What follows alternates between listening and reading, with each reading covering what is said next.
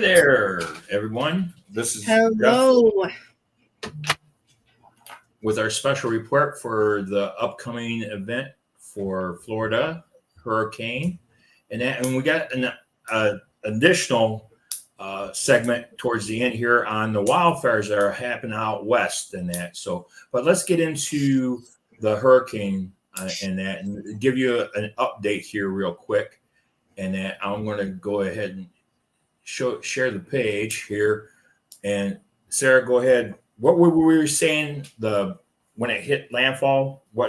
How fast? So earlier today when we did a special report, the hurricane was going to be hitting landfall at 110 miles per hour, which is crazy in and of itself. But since we did that, which was literally 5 hours ago, something like that, it is now going to be hitting landfall at 125 miles an hour. It's just going to be getting hotter and faster as it goes across the Gulf heading towards Florida. And when we talked earlier, we talked about making sure that if you're staying home, because at this point, stay home. The roads are crazy. There are people that are stranded at rest stops that can't even get down the highways anymore. And it would be better for you to be safe in your home and be able to, for lack of better terms, batten down the hatches, and make sure that you are, safe where you are. But take into consideration, make sure you have access to a room that doesn't have windows. If you don't have a room that doesn't have windows, make sure that you have a room that a window can be either boarded up or covered, just in case something happens. And anything that you have outside, make sure that you bring it inside or make sure that it's weighted down. So like those chairs on the back porch, just bring them into the living room, right? Because at this point, you don't want to run to Walmart, because I heard Walmart might even be closed or shut down.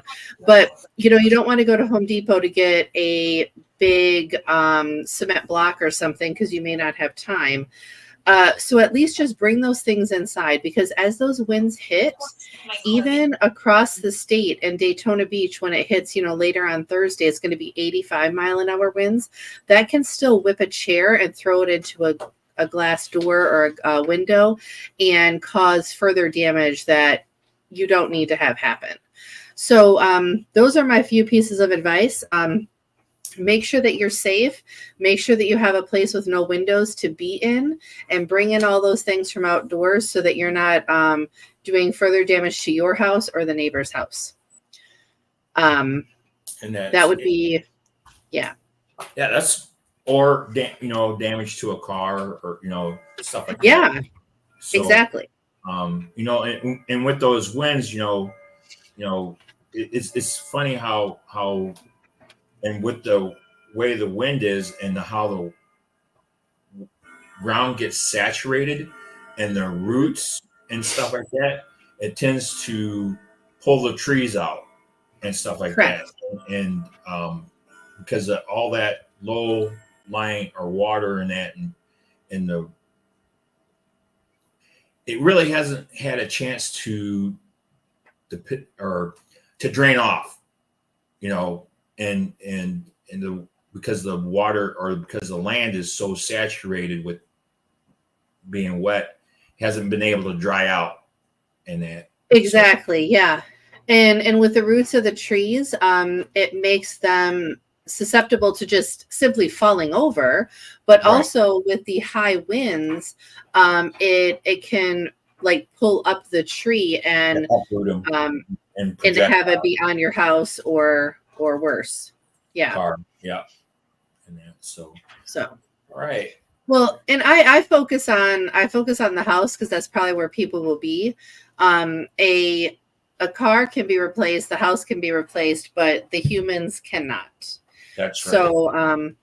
So I don't know, if your car gets hit by a tree, I feel bad for you, and that sucks, but at least you won't be in the car, because you shouldn't be driving around during a hurricane. You got that right. So there's my piece of advice on that one. and like you said, let me see if there's our little banner there with the Oh, female yes. right, and the 1-800 number for the Red Cross, and that. So it's Yes. on the bottom of our page here, and that. So as of right now, it's still Category 5, right? It is. Yes, it is still a Category 5 as of right now. It's lessening, but this is kind of like a weird thing that happens. So it weakens, right? And then people think, oh, it's weakening. That must mean it's getting better. And while that's true, it's not going to hit landfall at 165 miles per hour. The important thing to think about is that even with some weakening, Milton is going to be incredibly powerful when it hits land. And whether it hits Tampa directly or a little bit south or a little bit north, it's going to be hitting that area at that 125. Right. Possibly more, right? It could hit more depending on how it picks up water and how much heat it gets over the rest of the Gulf. Sure. And do we have a map of the where in between, where it shows where it's going to hit landfall? This one is what you're thinking? No, the other one, the one that has like Fort Myers and Naples. There we go. Oh, no. This one? Yeah. Well, that's a power outage. And that, okay, power outage. Okay. Here, let me try to find the one we were looking at before. 1 second.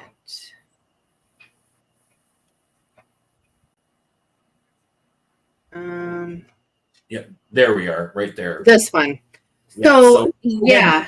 What those colors are, as you can see, the purple is for the hurricane, the red is for the tropical storm, and then the orange right there is for hurricane watches, which is kind of weird because you have the red right there that says storm, and then it's so you might be able, so. And then you have the tropical storms up north, up there right on the border between Georgia and Florida there.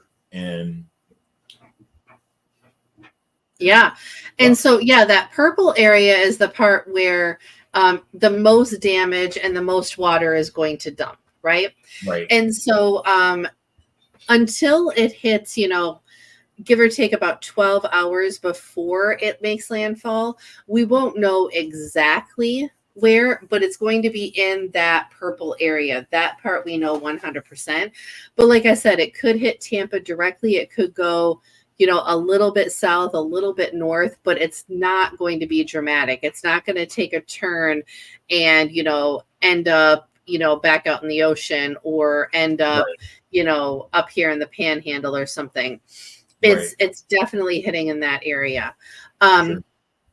And that's the key right there. That whole area is going to have 125 mile an hour winds and hurricane level rain and right. And like you said, once it hits land, it actually stalls a little bit, right? It actually slows up.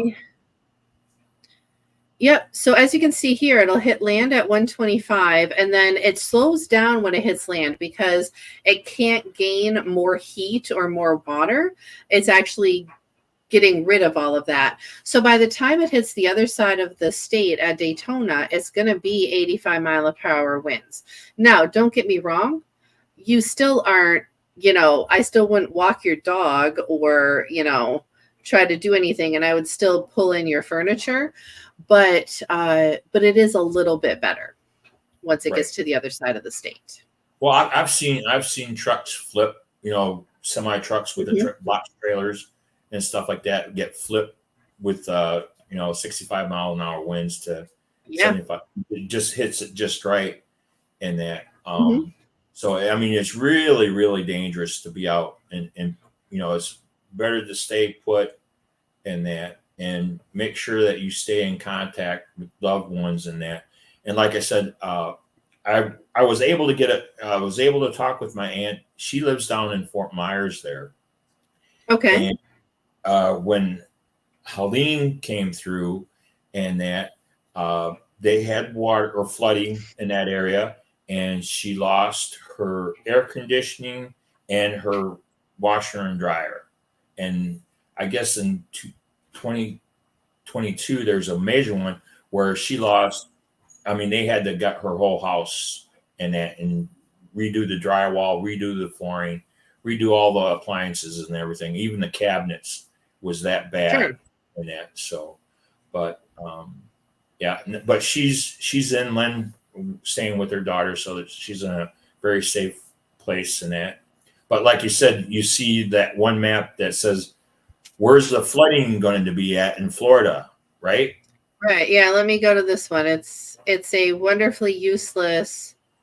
Here, it must be up here. Right. A wonderfully useless map. This one. Yeah. This one. Where's Wait, where did it go? No. Oh, there it is. The green one there. Yes. Flooding in Florida, everywhere. Everywhere. It is the most useless map on the Weather Channel. Well, it's not useless. It's just saying.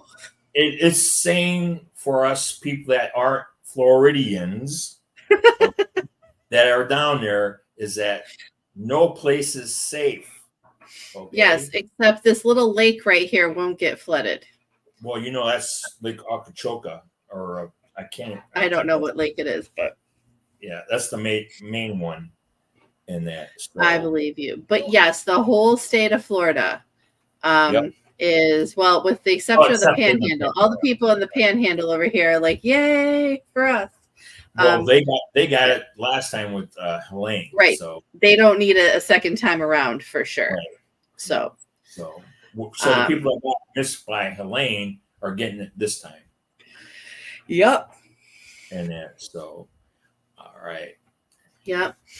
But I think for hurricane, we talked about it earlier. We got you up to speed now with the hurricane hitting at 125, and just reiterating to bring your stuff in, and we're asking everybody to send positive thoughts and all of that towards Florida right now. But one of the things that Jeffrey and I have talked about when we started this, which was just 2 weeks ago, we did not think that we were going to have a second hurricane this quickly. But we wanted to do this to talk about weather in general, things that are happening, not only current, but things that are about recovery or ongoing disasters. And so that brings us to wildfires.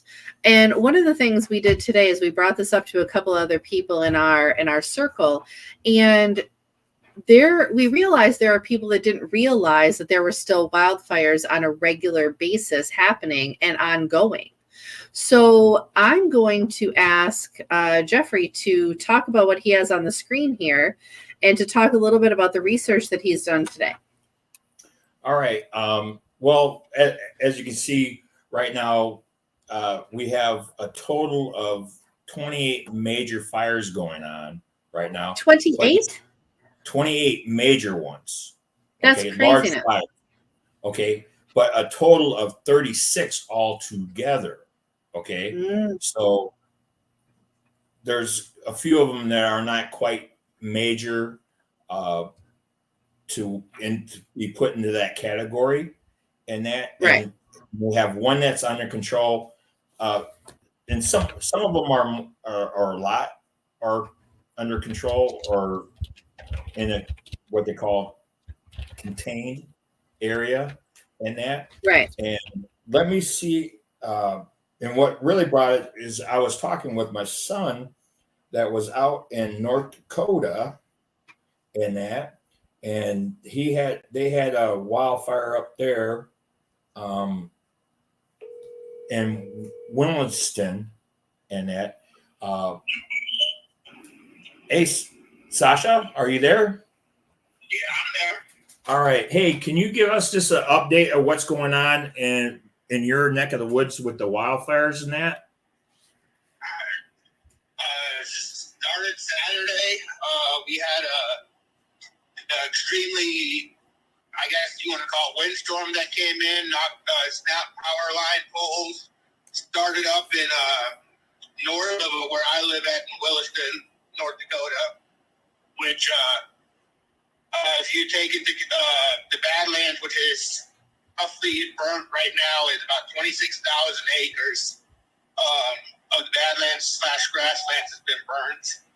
That doesn't include the reservation, the MHA Nations reservation, that they are currently dive bombing with water still, because there's still a couple of hot spots on there. And then north of town, a company called Kraken operating had lost 35 wells, which is one route for either a water hauler, crude oil hauler, and several farmers lost thousands of livestock. Oh. Well, cows.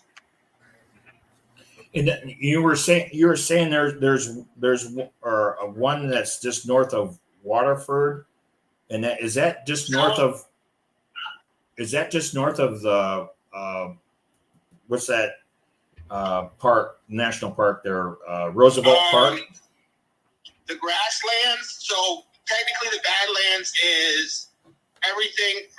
Theodore Roosevelt Park is considered a state park, but it's also part of the Badlands, which is technically uninhabitable per se, because it's got a bunch of cliffs, valleys, and so on and so forth that hasn't been touched by man yet. Okay.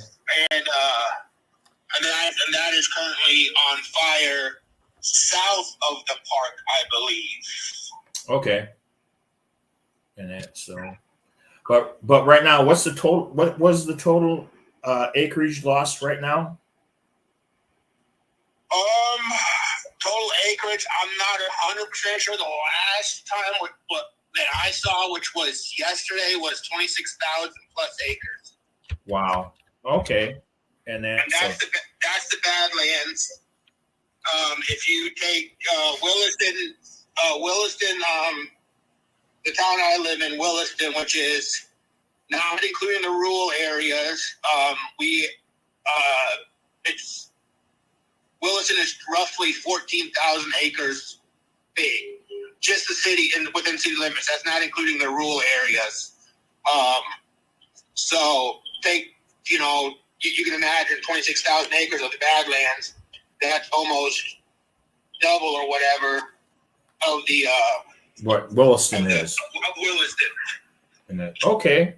And that, so hey, thanks, Sasha, and thanks for the update. And I'll keep in touch with you. And thank you for that update. Yeah. All right. Talk to you soon. Bye. Yeah, bye. And that's just Yeah. one. That's just one fire. That's just one fire, and that's in North Dakota. Right. And so I just looked it up. So as of 10 a.m. today, the fire he was talking about is over 28,000 acres. And there's two others in North Dakota. One is 11,000 acres. And then there's one that looks like it's 99% contained. But it was a total of 90,000 acres. And that's all within this fire season. So. Right. And that, and like you said, it's kind of, there for a while, how you heard that about the wildfires all the time. And then all of a sudden it sort of like fell off. And now it's all they're concentrating on is the hurricanes, I mean, these disasters, it's like you said, it's put our resources at such a strain this year, 2024, I guess. And that Yeah, I think it's always a strain. I think what happens, and I actually saw somebody post about this earlier today. She was talking about Hurricane Sandy, which, went up the coast quite a few years ago now. I'd have to look at the exact year, but people, like she was from an area that got hit by Sandy, and she's like, people are giving FEMA a hard time because, this, that, and the third, whatever. But FEMA is in there for the long term, and so are a lot of these nonprofits. And what happens is when it quits being the shiny toy, Right. we forget it's happening. And so, like, FEMA stayed and helped rebuild houses. They helped rebuild the community. They were there for close to a year after Sandy. And that's what they do with hurricanes. They're there that long. And I say hurricanes, but it's every natural disaster. So in all of these fire areas, FEMA is there also. So if your home is destroyed by a fire from one of these wildfires, you can also get a FEMA trailer to live in until your home can be rebuilt. There's these things, these benefits that are available to anyone who is impacted by these disasters, and you just have to call FEMA to get them. Right. You have to, and then FEMA will direct you to the other nonprofits and things that can help you. And I say other, like FEMA's a nonprofit, they're a government entity, but they will refer you also out if they can't provide you something. You know what I mean? And so it really does. It's when all of these are happening, it's not that FEMA and the government don't have the money to help. By any means. It's the capacity of humans to get the job done. We only have so many humans, right? And when, like, take Florida, right? Or no, you know what? We're going to use the Carolinas, right? With Asheville and everything going on. The Red Cross is just as active there as they are in any other state during what's called blue sky. But when a gray sky event happens, the volunteers that are in the Carolinas are also impacted by that, right? Their houses are flooded. Their houses are floating away. Their houses, their communities, their churches. So they have to help themselves first, right? And then they can go help other people. So that's why FEMA, the Red Cross, Salvation Army, everybody brings people in from other states to help with these situations. But even then, it's hard. It's hard to find the people to go down. If you have the time, if you have the wherewithal, if you have the willingness, become a volunteer for any of these great organizations. Team Rubicon. If you're a veteran, volunteer for Team Rubicon. Volunteer for all of them. But if you're a veteran, volunteer for Team Rubicon. Sal Army, if you love to cook. Sal Army does many, many things, but they do a lot of cooking, like out in the field. Like they bring these big things like trucks and stuff, and they just cook tons of meals. There's the Red Cross does the mobile feeding and the sheltering and everything that the Red Cross does. But volunteer if you can, because human capital is needed in these situations. And they don't fly you out until after the hurricane. They don't make you sit there and ride it out. Right. So, or like you said, when I was reporting before, that one individual that was volunteering his helicopter to go up into North Carolina in North Carolina to go up, and he was able to pick up one lady, and he had to leave his son, his co-pilot, behind, and then come in and land. And you were saying, because mid-air collisions, because they weren't cleared to be flying in certain areas, and it's kind of sad when you have to ground somebody that's trying to do something nice, and that. So if they could work together with, it's not trying to say with FEMA or the people on control, on the ground in control, saying, okay, here's what I have, utilize me, put me to work, right, type of thing. Don't ground me, please don't. And I guess after a while, it came back on and says they worked something out to where they were able to go back up and get the individuals and bring them back home safe. And that, so Yes. Yeah. There's always ways. It's about with aircraft, whether you're a helicopter or a plane or whatever, and you're trying to get somewhere to help, reach out to the FAA, reach out to the local airport, and make sure that you have the ability to land and do everything you need to do. But back to the wildfires just for a second, because I want to just clarify, in a good way, there is a reason why people are focused more on hurricanes than wildfires. And I say it's a weird way and it's a good thing.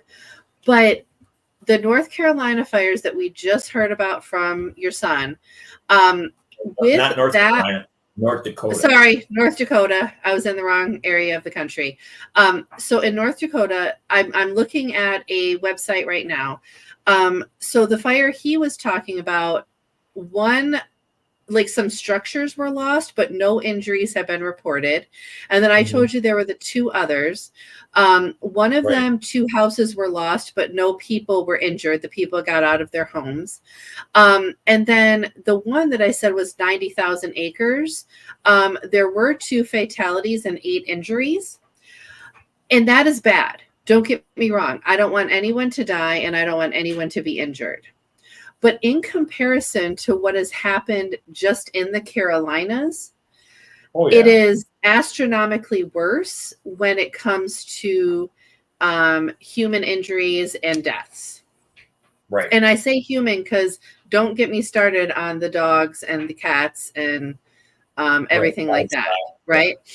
The livestock, whatever. And so now that was impacted with the wildfires too, but all of that encompasses when people hear about the devastation of a hurricane and the amount of deaths that happen in comparison to the amount of deaths that happen with wildfires, it's easily kind of put off, oh, that's not as important.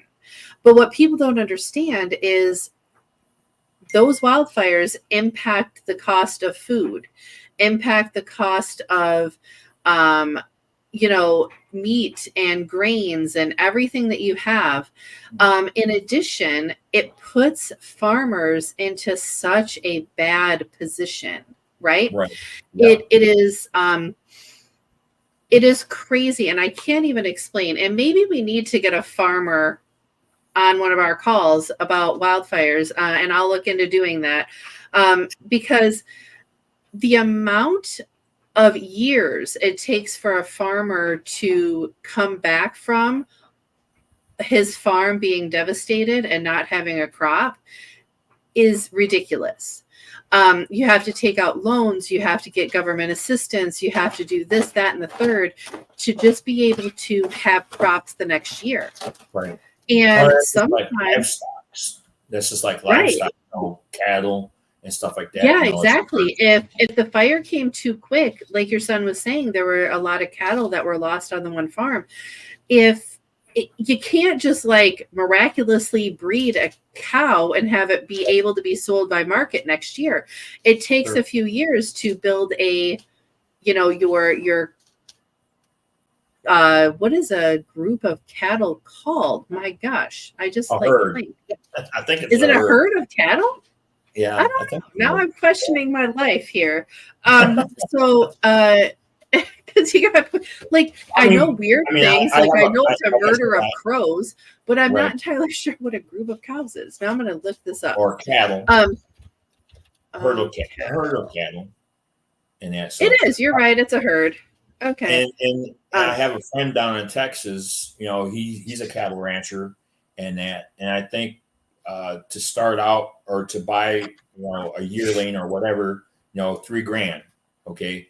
And then to get it nice and get it up to weight or whatever, another $3,000.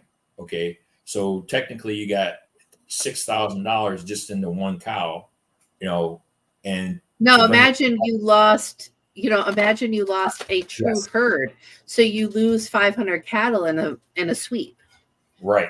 That is devastating. I can't imagine doing that. Right. And so ask your friend if he'd be willing to come on and talk about those finances around Yeah. Because in Texas, depending on where he is, he might have had to deal with a hurricane or two and or wildfires, or just droughts. He might have had to deal with just droughts.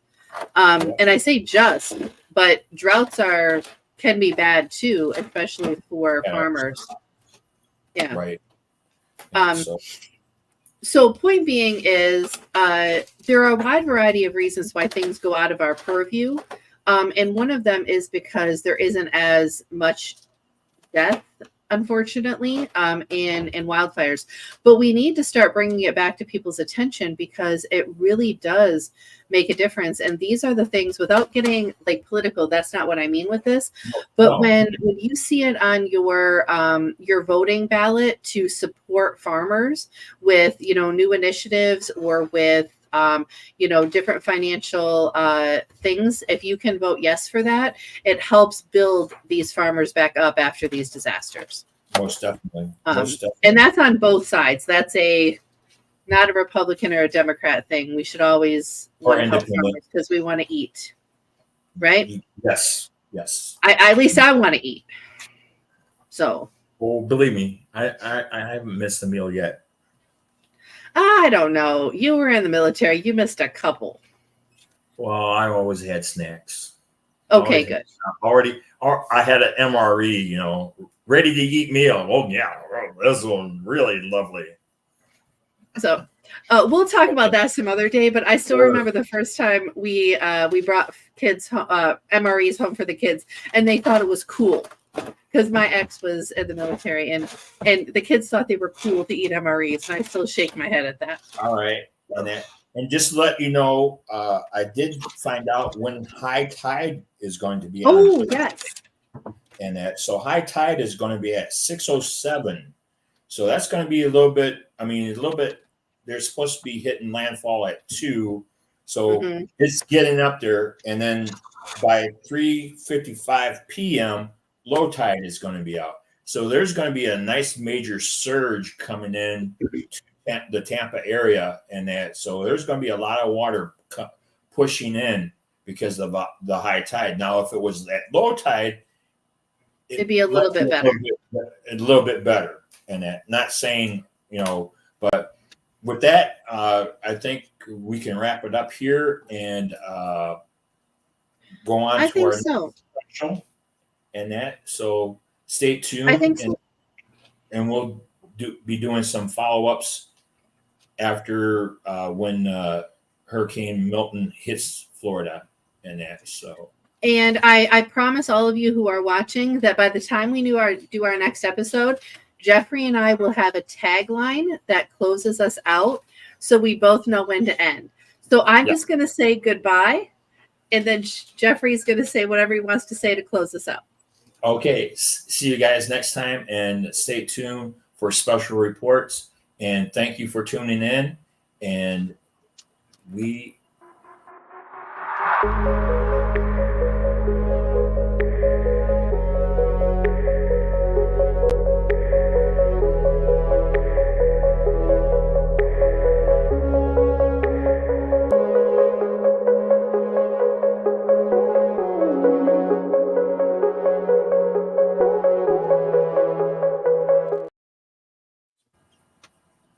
I think we did really well. I think we did great on.